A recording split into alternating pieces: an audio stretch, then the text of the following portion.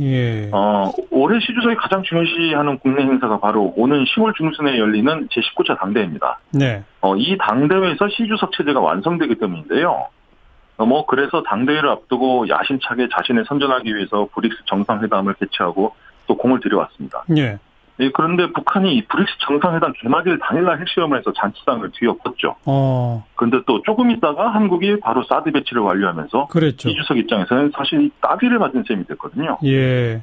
그러다 보니까 이 주변에서는 또 정치권 일각에서는 이 시주석이 사드 배치에 경로했다, 이런 이야기까지 심심찮게 들리는 상황입니다. 네, 안녕하십니까. 베이징의 김종호입니다. 결국 철수 결정했는데 이게 어쩔 수 없는 결정이었습니까? 네, 오히려 지금까지 버틴 것이 용했다, 이렇게 볼 수도 있을 것 같습니다. 아하. 지금 중국 내에 있는 롯데마트 점포가 99곳인데요. 그중에서 87곳이 영업을 못하고 있습니다. 네. 또 이 영업 중단 기간이 이제 6개월째를 넘어서고 있는데요. 그동안에도 이 점포 임대료와 종업원들의 월급은 꼬박꼬박 나가고 있었고요. 예. 사실 이거 현지에서는 롯데마트가 사업을 접을 것이라는 말들이 오래전부터 파다했었는데요. 그럼에도 3천억 원이 넘는 자금을 2차례나 긴급 수혈해가며 이 중국 사업 철수는 없다고 버텨왔습니다. 네. 아무래도 이 박근혜 정권이 교체되고 나면 상황이 나아질 것이다라는 기대도 있었던 것으로 보입니다만 결국은 사업을 전면적으로 판단한 것 같습니다. 네. 이 중국 정부가 콕 찍어서 롯데마트만 이렇게 구체적인 보복 조치를 한 겁니까? 그렇게 볼 수는 없겠습니다만 이 중국 사드 보복의 가장 상징적인 목표가 롯데였다, 이렇게 볼 수는 있을 것 같습니다. 왜냐하면 이 성주의 사드 기지 부지가 롯데그룹이 제공한 골프장이었기 때문이죠. 그렇죠. 롯데가 부지를 제공한 뒤 얼마 지나지 않은 지난 3월 초에 이 단독 롯데마트를 시작으로 이 몇 주 만에 87곳의 이 지방 정부의 불시 소방 안전점검 결과에 걸려 문을 닫아야만 했거든요. 네. 네, 일각에서는 이 롯데마트가 그런 규정을 잘 지켰으면 문제가 없지 않았겠느냐 하시는 분들도 계신데요. 이 중국은 이 규정이라는 것이 구체적이지가 않고 애매한 경우가 많습니다. 예. 좀 과장 섞어 말하면 소방 규정이라는 것이 예를 들자면 대형마트는 불이 나면 인명 피해가 없도록 시설을 마련해야 한다, 이런 식이라는 거죠. 그러다 보니까 이제 사실 감독 당국의 의지라든가 아니면 점검 당시 정책 상황 등에 따라 단속 기준도 들쑥날쑥해지는 겁니다. 예. 중국 당국은 여전히 규정대로 점검하다 보니 롯데만 우연히 87곳이나 걸렸다, 이렇게 주장은 하고 있습니다만 현실적으로 이런 주장은 중국인들조차도 믿지 못하는 형편입니다. 네. 그러니까 이 롯데마트는 사실상 중국 정부로부터 폐업 선고를 받은 것이나 마찬가지였던 셈이죠. 사드 부지가 결정적이었군요. 99곳 예, 가운데 87곳은 이미 영업을 안 하고 있다. 그러면 영업하고 있는 몇 군데 그 매장 분위기는 어때요? 예, 그러니까 결국 12곳은 지금 현재도 영업을 하고 있다는 소리입니다. 제가 있는 이 베이징 왕징 지역에도 영업을 하고 있는 롯데마트가 있어서 안 그래도 어제 직접 방문해 봤습니다. 한마디로 영업은 하고 있었지만 사실상 정상 영업이라고 부르기 민망한 수준이었습니다. 그도 그럴 것이요. 이제 대형마트는 물건을 대량으로 구매해서 싸게 파는 것이 장점이지 않습니까? 예. 그런데 이제 이미 90%가량의 점포가 문을 닫다 보니까 상품 수급 자체에 굉장히 어려움이 있어 보였습니다. 네. 특히 이 채소나 해산물, 육류 등의 이 신선식품 코너는 아예 상품 자체가 없었고요. 다른 상품 진열 때도 곳곳이 텅텅 비어 있었습니다. 네. 이러다 보니까 당연히 손님도 없었겠고요. 또 종업원들도 모두 출근을 하지 않는 그런 눈치였습니다. 네. 꼭 마치 폐업 직전에 점포 정리를 한 듯한 그런 느낌마저 들었습니다. 그렇군요. 롯데 측은 롯데마트를 어떻게 정리할 계획이에요? 매각하겠다 했는데 이거 누가 살까요? 결국 헐값에 팔게 되는 거 아닐까요? 일단은 어느 정도의 시간이 걸릴지조차도 아직 확실치는 않습니다. 매각 주관사로 이 골드만삭스를 선정하고 본격적인 점포 매각 작업에 착수한다, 딱 여기까지만 확정이 되어 있고요. 예. 롯데 관계자 측에 확인한 결과로는 점포 전부를 매각할지 아니면 일부만 매각할지 아니면 일정 사업 부분만 매각할지 이런 등의 여부도 아직 정해진 것이 없다고 합니다. 네. 오리무중이군요. 어쨌든 철수밖에 방법은 없고. 그런데 롯데마트 철수 결정 이전에도 이마트 이런 한국 기업들 계속 철수 결정 해왔었는데 지금 중국에 진출한 기업들 어떻게 대응하고 있습니까? 현재 상황은 이 기업 차원에서 뭔가 대응할 수 있는 상황은 아니어 보입니다. 무책임하게 말한다면 최대한 버티고 어떻게든 살아남는 것이 유일한 전략이라고 할 수 있습니다. 네. 그런데 이 기회에 중국 진출 한국 기업들의 체질을 바꾸는 것이 필요하다, 이런 지적도 나오긴 합니다. 왜냐하면 이 사드 문제만 제외한다면 지금 중국 기업들도 일부 업종을 제외하면 매년 상황이 급격히 안 좋아지고 있는 불황이기 때문인데요. 예. 이게 사실 사드만 문제라면 이 사드 문제만 풀리면 이 한국 기업 지표가 다시 이전으로 복구돼야 하는 것이 맞겠죠. 네. 그런데 전문가들이 보기에는 사드 문제가 해결돼도 한국 기업의 어려움은 조금 회복되는 수준이지 여전할 것이다. 이런 예측들이 많거든요. 예. 네, 그러다 보니까 이 기회에 아예 불황기를 대비해 체제 개선을 해야 한다. 또 이런 지적도 나오고 있습니다. 어쨌든 기업 차원에서는 뭐 할 방법이 없다. 참 답답한데 이런 문제를 해결할 수 있는 방법은 있겠어요? 결국은 정치적으로 풀어야 되는 겁니까? 어떻게 되는 겁니까? 예, 뭐 많은 전문가들이 여러 조언들을 하고 있습니다만 사실 뾰족한 방법은 없어 보이고요. 확실한 부분은 아무래도 지금 이 문제들이 미국과도 연관이 돼 있고 또 근원적으로는 북핵 문제와도 연결이 돼 있기 때문에요. 그렇죠. 우선 이 북핵 문제부터 어떻게든 실마리를 잡는 것이 이 사드 문제의 첫 걸음을 잇는 그 방법이 되지 않나 이런 의견들이 많이 나오고 있습니다. 예. 일각에서는 지금 시진핑이 거의 뭐 1인 지배 체제를 좀 추진해 가고 있다. 근데 이것이 완성이 되면 한국에 대한 압박은 좀 덜해질 수도 있을 거다. 이런 전망도 있던데 어떻게 보세요? 저는 오히려 이 논리적으로 보자면 그 반대의 가능성이 더 높다고 봅니다. 그래요? 이 시진핑 체제 완성이라는 것이 사실 이 시진핑 주석 1인에게 권한이 집중된다는 의미인데요. 네. 예, 그러다 보면 이제 시 주석이 한국에 대한 감정이 좋아야 이 압박이 덜해지지 않겠습니까? 예. 그런데 그럴 가능성이 매우 낮다는 거죠. 예. 올해 시 주석이 가장 중요시하는 국내 행사가 바로 오는 10월 중순에 열리는 제19차 당대회입니다. 네. 이 당대회에서 시 주석 체제가 완성되기 때문인데요. 그래서 당대회를 앞두고 야심차게 자신을 선전하기 위해서 브릭스 정상회담을 개최하고 또 공을 들여왔습니다. 예. 예, 그런데 북한이 이 브릭스 정상회담 개막일 당일날 핵실험을 해서 잔치상을 뒤엎었죠. 그런데 또 조금 있다가 한국이 바로 사드 배치를 완료하면서 그랬죠. 이 주석 입장에서는 사실 따귀를 맞은 셈이 됐거든요. 예. 그러다 보니까 이 주변에서는 또 정치권 일각에서는 이 시 주석이 사드 배치에 경로했다. 이런 이야기까지 심심찮게 들리는 상황입니다. 네. 예, 다만 변수는 미국인데요. 이 와중에서도 사실 중국은 미국과 직접 대결하는 국면만은 피하고 있는데, 예. 아시다시피 이제 당대회 이후 바로 트럼프 대통령이 한국과 중국을 방문할 예정이니까요. 그렇죠. 이 추가 보복을 시행하기는 아마 쉽지 않을 것이다. 이런 예측들이 나오고 있습니다. 네. 사드 배치에 매우 충격받았다, 경로했다. 그런데 북한의 핵과 미사일 발사에 대해서는 그렇게 경로 안 하나요? 중국 정부하고 중국 국민들? 사실 중국에서 북한을 형제국으로 여기는 시절은 이미 지나간 지 오래다 이렇게 보시면 될 것 같습니다. 네. 이 중국 네티즌들은 김정은을 이제 이름으로 부르지 않고 찐쌈팡 이 중국어인데요. 김씨 집안 셋째 똥보라고 이렇게 부르고 있고요. 국가 지도자들 사이에서도 골칫거리를 여기는 분위기가 다분합니다. 예. 다만 이제 지리적, 군사 안보적 필요성 때문에 북한을 두둔할 수밖에 없는 것이기 때문에요. 그런 필요에 의해서 사실 전략적으로 접근한다고 보셔야지 중국 내부에서 이 북한을 예전과 같은 그런 인식을 하고 있다. 이렇게 보는 것은 좀 틀린 인식 같습니다. 네. 그러니까 셋째 똥보 정도로 보는데 골치는 아프지만 뭐 어떻게 할 수는 없고 막 그런 거로군요. 그렇습니다. 중국 입장에서도 어떻게 할 수 있는 방법이 없는 것이죠. 북한 카드는. 하지만 한국한테는 이 롯데 제재 이런 식으로는 할 게 많으니까 그건 계속 하는 거고. 상대적으로 보자면 좀 더 부담이 없는 상대다. 이렇게 볼 수 있을 것 같습니다. 점점 우리는 힘들군요. 여기까지 말씀드릴게요. 고맙습니다. 자, 그리고 유엔의 대북 제재안 결의 여기에 대한 외신 보도들이 상당히 관심이 갑니다. 네. 솜방망이다, 아니다, 여러 가지 말이 많아서요. 어떻습니까? 그렇습니다. 그 관련 내용은 우리나라에서 보도가 많이 됐기 때문에 외신 보도들이 어떤 반응이 나오는지 그것만 말씀을 드리겠습니다. 예.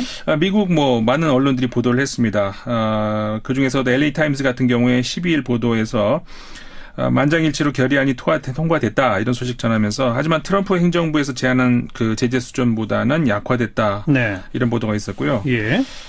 영국의 BBC 방송 12일자 그 방송에서요. 관련 소식 전하면서 중국이 북한과 미국 사이에서 줄다리를 하고 있다. 이게 좀 특이하더라고요. 북한이 네. 줄다리를 하는 게 아니라 중국이 줄다리를 하고 있다. 예. 이런 보도 있었고. 이런 측면이 있죠. 네. 예. 중국이 이때 왜 북한에 대한 제재를 그렇게 말만 하고 이제 그 이상으로 시원하게 하지 않는가 이 문제를 또 언급을 하고 있는데요. 예. BBC는 이른바 특수관계 북한하고 중국 사이에서 그것으로 설명을 하고 있습니다. 그러니까 한국 전쟁 당시부터 동맹이었던 그런 관계 그리고 중국이나 북한 모두 상호 간의 섭섭함, 악감정 여기에 비하면은 미국에 대한 경계심이나 적개심이 더 크다는 거죠. 예. 그렇기 때문에 중국 입장에서도 북한이 밉지만 그렇다고 북한에 대한 제재를 미국과 협조할 만큼은 아니다. 이렇게 이제 BBC에서 보고 있는 것 같은데요. 그러니까 그 사이에서 줄다리기다. 네, 그렇죠. 이 두 국가는 향후 동북아시아에서 미국의 존재감을 없애겠다는 그 공통의 야심을 가지고 있다 이렇게 전했고요. 네.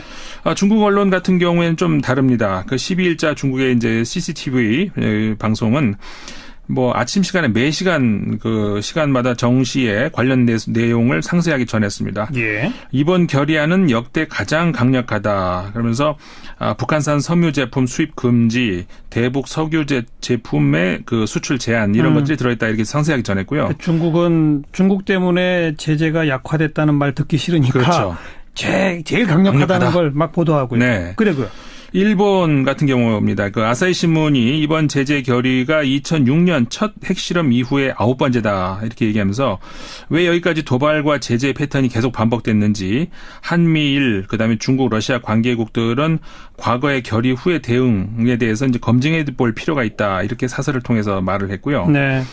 역시 일본입니다. 그 니케이 신문 같은 경우에 앞으로 중요한 것은 이 결의안 내용의 엄격한 이행, 특히 북한과 무역 거래의 90% 이상을 차지하고 있는 중국, 그다음에 역시 이해관계가 깊은 러시아의 역할 이게 이제 중요하다면서 이들 국가들이 그 상임이사국으로서의 자각을 좀 했으면 좋겠다, 이행이 철저하다 이렇게 주장을 했습니다. 네. 북한은 이번 결의에 반발을 해서 또 핵, 그다음에 미사일 도발을 반복할 우려가 있는데. 북한이 위험한 핵 폭주를 가속시킨다면 이에말로 그 다음에는 석유 수출 금지에 발을 내디뎌야 된다. 예. 이렇게 니케이 신문이 사설에서 주장을 했습니다. 중국 언론은 이번이 제일 강력하다는 얘기를 주로 보도하고, 네. 일본 언론은 중국, 러시아가 더 역할을 해야 한다. 그렇죠. 앞으로 더 세게 나가야 된다. 네. 그렇고. 그런데 이 지금 9번째의 대북 제재인데 매번 조금씩 강화되어 온 거잖아요. 그렇죠. 그래서 항상 역대 최고 뭐 이렇게 나오는데 근데 조금씩 강화되다 보니까 북한이 그냥 내성을 쌓는 거 아니냐. 네. 제재 조금 강화해봐야 북한한테 별 영향은 못 미친다. 이런 시각도 있더라고요. 네, 그렇죠. 사실상 지금까지 모든 제재안들 뭐 발표 직후마다 좀 지적하셨습니다만 가장 강력했다, 뭐 단호하다 이런 것들이 계속 부가 설명이 나오지 않습니까? 그래요. 근데 그때마다 북한은 뭐 비웃기라도 하듯이 또 더 발전한 단계 핵 미사일 도발을 해왔는데. 예. 사실상 중요한 거는 그 북한 무역의 90%를 차지하는 중국에서 이 중앙정부의 통제권을 벗어난 또는 그 중앙정부 뭐 묵인을 했을까요? 어쨌든 간에 이 국경지방에서의 암거래 이게 사실상 계속되어 왔다는 거거든요. 그렇죠. 예. 그래서 개별 기업들에 대한 제재를 의미하는 세컨더리 보이콧도 항상 이야기가 되어 왔습니다만은 예. 뭐 워낙 중국과 북한 간에서의 그 국경지방 통제가 어렵기 때문에 중요한 거는 결국은 그 중국의 중앙정부의 단호한 결심밖에 없다. 이게 이제 국제사회의 공통적인 견해 아니겠습니까? 네네. 이번에 일본의 그 도쿄신문이 13일자였는데요. 그 사설에서 중국과 러시아는 북한으로 흘러들어가는 새끼를 막아야 된다 이렇게 주장을 하고 있는 것도 바로 그런 맥락에서 이해를 할 수 있을 것 같습니다. 그렇겠죠. 네. 예. 특히 그 이번에 추가된 북한 노동자 수용에 대한 전면 금지는 아니지만 그 신규는 안 된다 이렇게 추가되지 않았습니까? 예. 이런 경우에도 동유럽 그리고 다른 나라도 그렇지만 특히 중국하고 러시아가 얼마나 강력하게 조치를 하느냐 이게 관건인 건데 예. 도쿄신문은 러시아에 3만 명, 중국에 2만 명의 북한 노동자가 머무는 것으로 좀 파악을 하고 있더라고요. 결국은 그러니까 중국하고 러시아의 대응이 열세다 이런 주장인 거죠. 또 중국, 러시아 역할해라. 네. 일본은 계속 같은 얘기군요. 그렇죠. 어쨌든 이 정도 제재로 과연 북한이 핵무기를 포기하겠느냐? 네. 전망은 어때요? 뭐 사실상 좀 전 그 유엔 결의안 내용이 뭐 정확하게 실천 여부가 중요하다 이런 지적들을 말씀드렸는데 네. 또 하나가 이렇게 매번 유엔 결의안 표결 전에 그 합의 과정에서 결정적인 사항이 항상 빠지곤 했던 점 이걸 지적하지 않을 수 없지 않겠습니까? 예. 그러니까 사실상 북한에게 가장 치명적일 수 있는 것이 석유 반입의 금지라고 할 수가 있는데 이번에도 결국은 안 됐죠. 빠졌죠. 네. 그 13일자 아사히 신문, 일본의 아사히 신문도 석유의 전면적 수출 금지, 그다음에 화물선의 불신 검문 이게 이제 가장 중요한데 이 두 가지가 완화됐다 이렇게 지적을 하면서 네. 이번 조치 역시 북한이 얼마든지 뭐 석유가 안 들어가면 석탄으로 대체하는 그러니까 얼마든지 대안을 마련할 수 있다 이렇게 한계를 지적을 한 겁니다. 예. 그러니까 한마디로 더 이상의 중국과 러시아 설득은 이젠 뭐 불가능한 것 아니냐 이런 지적인 건데 따라서 북한은 미사일을 어쨌든 간에 실험을 계속할 것이다. 굉장히 회의적인 전망이죠. 예. 이번 제재가 문제를 해결할 수 있을지에 대해서 비관적이다. 비관적이다. 네, 북한은 핵을 포기하지 않을 것이라 이고 이 아사히 신문이 전망을 하기도 했습니다. 그런데 예. 그러면은 어떻게 할 수 있는가? 거의 대부분 외신들이 최근 수년간 그 한미 정권들 지난 최근 정권들이 북한의 핵 보유를 사실상 방치했다. 이 북핵 관리에 실패했다. 이런 평가들을 계속 내리고 있었거든요. 결과적으로 그렇죠. 네. 예. 그렇다면 현 단계에서는 뭐 어떻게 할 것이냐? 뭐 이미 보유하고 있는 핵을 이제 뭐 더 뒤로 미루기는 어려워졌다. 사실상 불가능하다. 이렇게 우리가 판단할 수밖에 없지 않겠습니까? 예. 결국은 그러니까 리스크 관리 외에는 현재로서는 답이 없다는 게 나오게 되는 건데. 그냥 인정하고 리스크를 관리하는 차원으로. 네, 현재로서는 예. 한계가 거기까지밖에 할 수가 없다. 그러니까 아사히 신문 역시 그렇게 이제 보고 있는 것 같은데요. 아까 소개해드렸습니다만 그 날짜 신문인데 궁극적인 목표는 북한의 비핵화다. 근데 하지만 이 목표를 가지면서 동시에 우리가 불가능할지도 모른다고 이해를 할 필요도 있다. 이렇게 이야기를 하고 있더라고요. 예. 그러니까 결국은 북한의 체제의 전환 없이는 현재로서는 비핵화는 힘들다. 네. 그렇다면 체제 변화는 뭐 굉장히 시간이 많이 걸릴 수 있다. 따라서 체제 전환까지는 리스크 관리가 중요하다. 이렇게 이제 아사히 신문이 보고 있는 거죠. 네. 뭐 국제사회 전반이 북한의 핵 보유는 기정사실 아니냐. 네. 정말 완전 포기하겠느냐. 여기에 물음표를 강하게 찍는 그런 분위기네요. 네, 그러다 그렇죠. 보니까 당분간은 어쨌든 리스크 관리 정도 해야 되는 거 아니냐. 이런 표현이 아사히 신문에 나왔다. 네네. 그다음 우리 내부에서 나오고 있는 한반도의 전술핵 재배치 내지는 핵 무장 이런 거에 대한 외신의 시각들은 어떻습니까? 네, 요즘에 우리나라 많이 나오죠. 이 전술핵 재배치 논쟁. 이게 그 한반도 비핵화 목표를 사실상 포기한다는 거 아니냐. 예. 이런 의미가 내포되어 있다는 그런 시각이 있을 수 있는데요. 그렇다면은 이후에 사실상 아베 정권의 목표죠. 그 일본의 핵무장론을 거부할 명분이 또 있겠는가. 그러니까요. 우리가 갖추면은. 예. 그렇게 되면은 유럽 국가들이 최근 우려하고 있는 게 뭐냐면요. 그 21세기의 위기, 그러니까 바로 이 동아시아발 핵무기 경쟁 시대가 열릴 수 있다. 이 우려가 정말로 현실화되게 그렇죠. 된다는 거 아니겠습니까? 그렇죠. 사실 우리 입장에서는 당장의 북핵, 그다음에 북한의 미사일 이런 위협 앞에서 뭐 당장의 위험 요소들 앞에서 좀 이게 대응 방안에 주력을 할 수밖에 없는데요. 눈앞에 리스크가 적은 유럽에서는 좀 더 뭐랄까요, 멀리 거시적인 전망들이 좀 요새 나오고 있는 것 같습니다. 네. 국제사회의 새로운 체제가 시작되는 건 아닌가.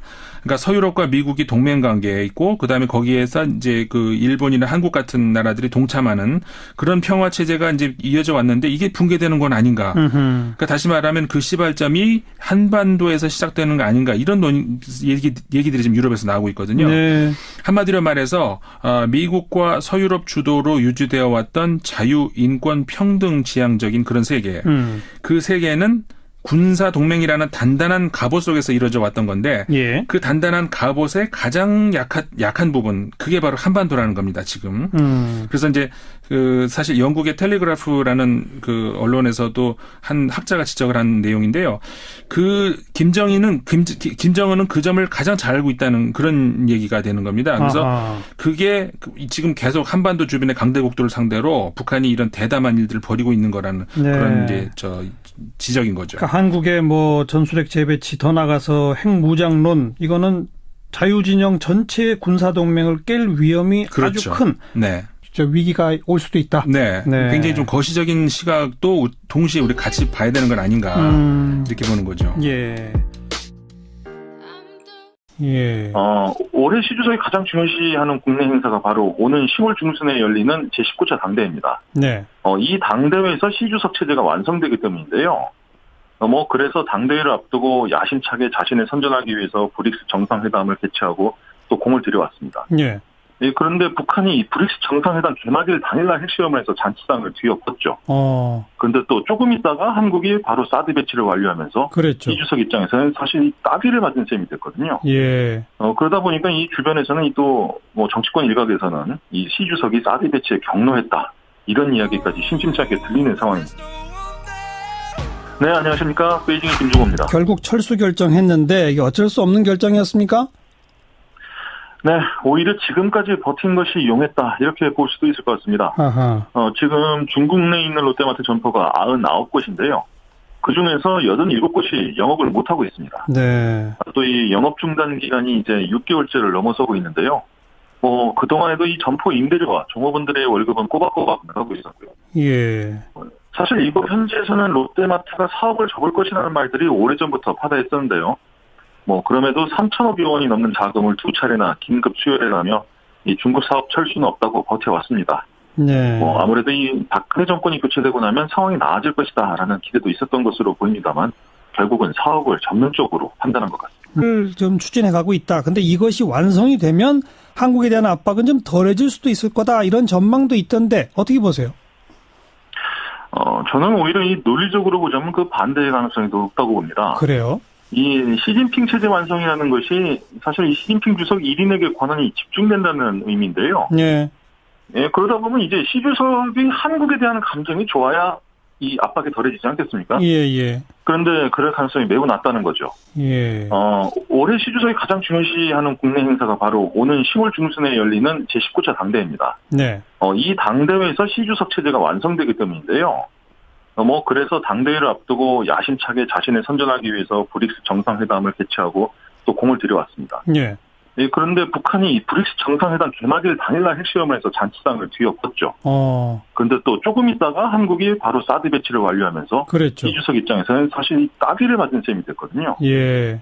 그러다 보니까 이 주변에서는 또 정치권 일각에서는 이 시 주석이 사드 배치에 경로했다 이런 이야기까지 심심찮게 들리는 상황입니다. 네. 예, 다만 변수는 미국인데요. 이 와중에서도 사실 중국은 미국과 직접 대결하는 국면만은 피하고 있는데, 예. 아시다시피 이제 당대회 이후 바로 트럼프 대통령이 한국과 중국을 방문할 예정이니까요. 그렇죠. 이 추가 보복을 시행하기는 아마 쉽지 않을 것이다. 이런 예측들이 나오고 있습니다. 네. 사드 배치에 매우 충격받았다. 영업을 하고 있다는 소리입니다.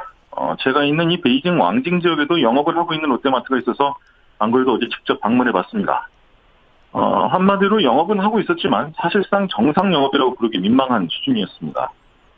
그도 그럴 것이요. 이제 대형마트는 물건을 대량으로 구매해서 싸게 파는 것이 장점이지 않습니까? 예. 그런데 이제 이미 90%가량의 점포가 문을 닫다 보니까 상품 수급 자체에 굉장히 어려움이 있어 보였습니다. 네. 특히 이 채소나 해산물, 육류 등의 이 신선식품 코너는 아예 상품 자체가 없었고요. 다른 상품 진열대도 곳곳이 텅텅 비어 있었습니다. 네. 이러다 보니까 당연히 손님도 없었겠고요. 또 종업원들도 모두 출근을 하지 않는 그런 눈치였습니다. 네. 꼭 마치 이 폐업 직전에 점포 정리를 한 듯한 그런 느낌마저 들었습니다. 그렇군요.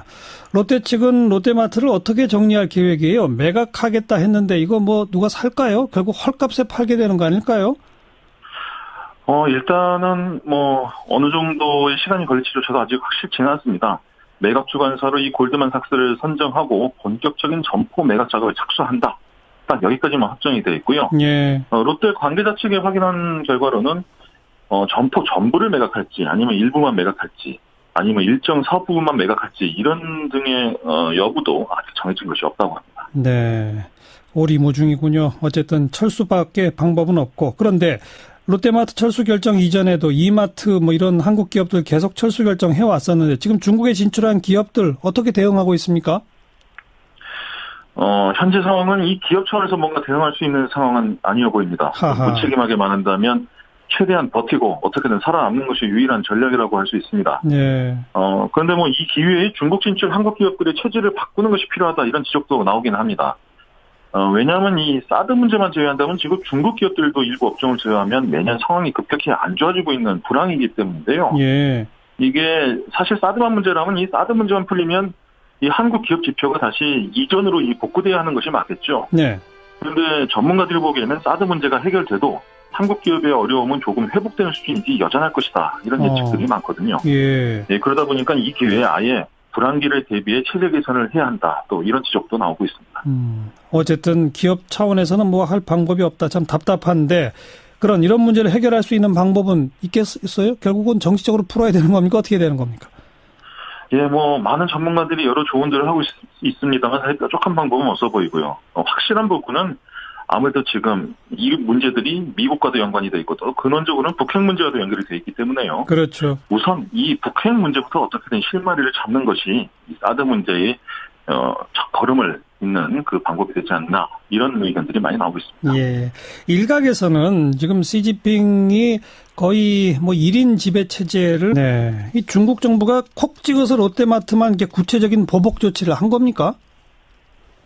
뭐 그렇게 볼 수는 없겠습니다만 이 중국 사드 보복의 가장 상징적인 목표가 롯데였다 이렇게 볼 수는 있을 것 같습니다. 왜냐하면 이 성주의 사드 기지 부지가 롯데그룹이 제공한 골프장이었기 때문이죠. 그렇죠. 롯데가 부지를 제공한 뒤 얼마 지나지 않은 지난 3월 초에 이 단독 롯데마트를 시작으로 이 몇 주 만에 87곳의 이 지방 정부의 불시 소방 안전점검 결과에 걸려 문을 닫아야만 했거든요. 네. 네, 뭐 일각에서는 이 롯데마트가 그런 규정을 잘 지켰으면 문제가 없지 않았겠느냐 하시는 분들도 계신데요. 이 중국은 이 규정이라는 것이 구체적이지가 않고 애매한 경우가 많습니다. 예. 뭐 좀 과장 섞어 말하면 소방 규정이라는 것이 뭐 예를 들자면 대형마트는 불이 나면 인명 피해가 없도록 시설을 마련해야 한다. 뭐 이런 식이라는 거죠. 그러다 보니까 이제 사실 감독 당국의 의지라든가 아니면 점검 당시 정책 상황 등에 따라 단속 기준도 들쑥날쑥해지는 겁니다. 예. 중국 당국은 뭐 여전히 규정대로 점검하다 보니 롯데만 우연히 87곳이나 걸렸다. 뭐 이렇게 주장은 하고 있습니다만 현실적으로 이런 주장은 중국인들조차도 믿지 못하는 형편입니다. 네. 그러니까 이 롯데마트는 사실상 중국 정부로부터 폐업 선고를 받은 것이나 마찬가지였던 셈이죠. 사드 부지가 결정적이었군요. 99곳 예, 가운데 87곳은 이미 영업을 안 하고 있다. 그러면 영업하고 있는 몇 군데 그 매장 분위기는 어때요? 예, 그러니까 결국 12곳은 지금 현재